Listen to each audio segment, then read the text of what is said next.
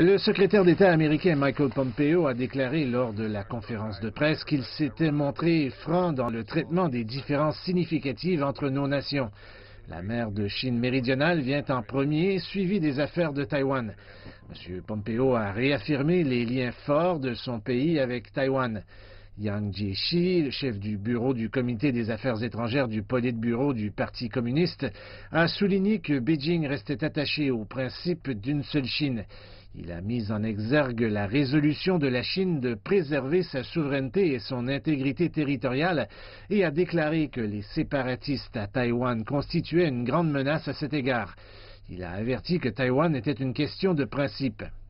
Le ministre chinois de la Défense, Wei Fenghe, a ajouté que si l'intégrité territoriale était menacée, la Chine la préserverait à tout prix, comme ce que les États-Unis ont fait pendant la guerre de sécession.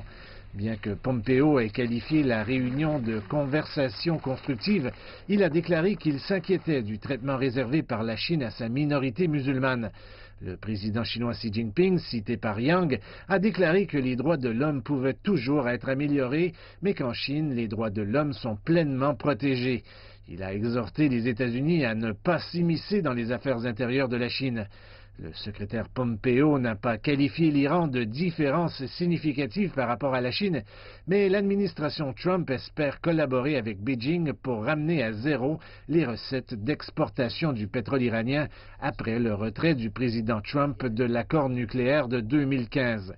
Yang a réitéré la conviction chinoise selon laquelle l'accord initial entre l'Iran et 6 puissances mondiales doit encore être respecté.